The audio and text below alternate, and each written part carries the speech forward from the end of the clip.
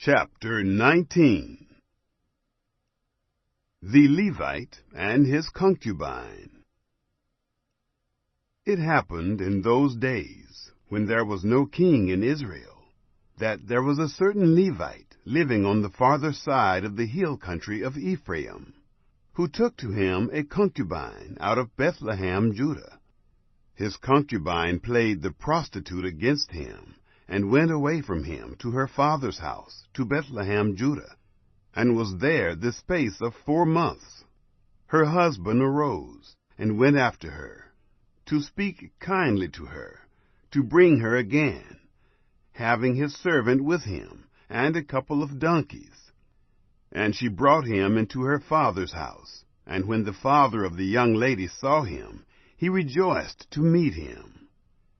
His father-in-law, the young lady's father, retained him, and he stayed with him 3 days. So they ate and drank, and lodged there. It happened on the 4th day that they arose early in the morning, and he rose up to depart. And the young lady's father said to his son-in-law, "Strengthen your heart with a morsel of bread, and afterward you shall go your way." So they sat down, ate, and drank, both of them together. And the young lady's father said to the man, "Please, be pleased to stay all night, and let your heart be merry." The man rose up to depart, but his father-in-law urged him, and he lodged there again. He arose early in the morning on the 5th day to depart, and the young lady's father said, "Please, strengthen your heart and stay until the day declines." And they both ate. When the man rose up to depart, he and his concubine and his servant, his father-in-law, the young lady's father, said to him, "Behold, now the day draws toward evening. Please stay all night. Behold, the day grows to an end. Lodge here, that your heart may be merry, and tomorrow go on your way early, that you may go home."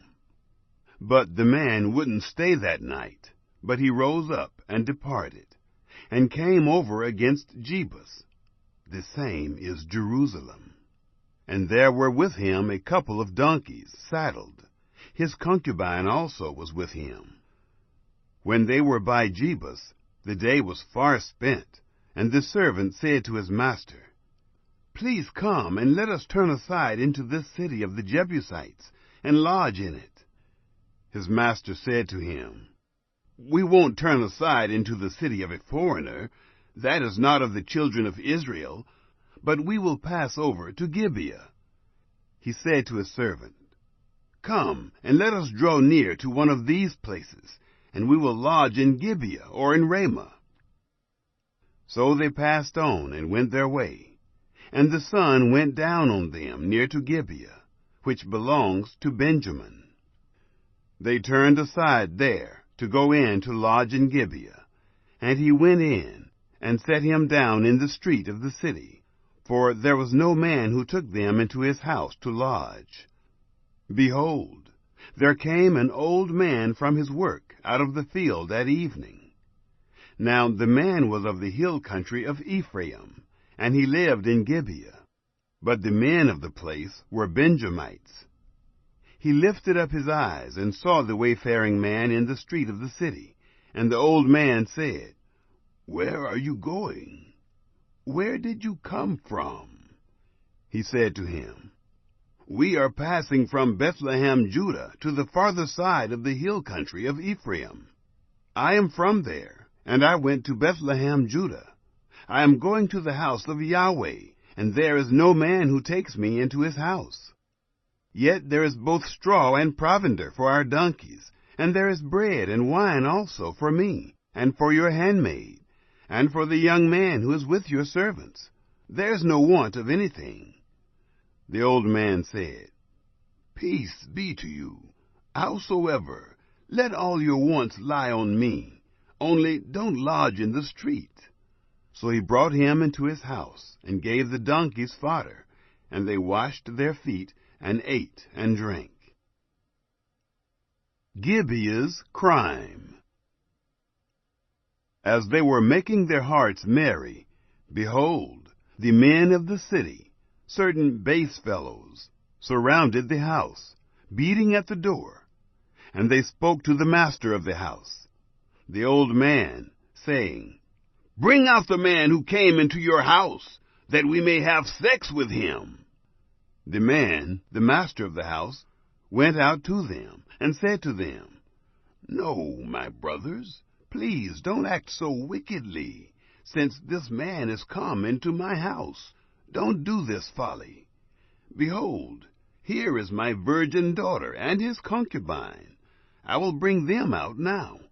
Humble them, and do with them what seems good to you. But to this man don't do any such folly. But the men wouldn't listen to him. So the man laid hold of his concubine and brought her out to them, and they had sex with her, and abused her all night until the morning. And when the day began to dawn, they let her go. Then came the woman in the dawning of the day, and fell down at the door of the man's house where her lord was, until it was light. Her lord rose up in the morning, and opened the doors of the house, and went out to go his way. And behold, the woman, his concubine, was fallen down at the door of the house, with her hands on the threshold. He said to her, Get up, and let us be going. But no one answered. Then he took her up on the donkey, and the man rose up and went to his place.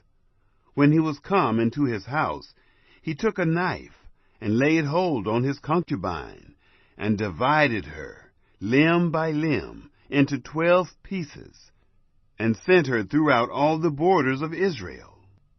It was so that all who saw it said, There was no such deed done, nor seen, from the day that the children of Israel came up out of the land of Egypt to this day. Consider it, take counsel, and speak.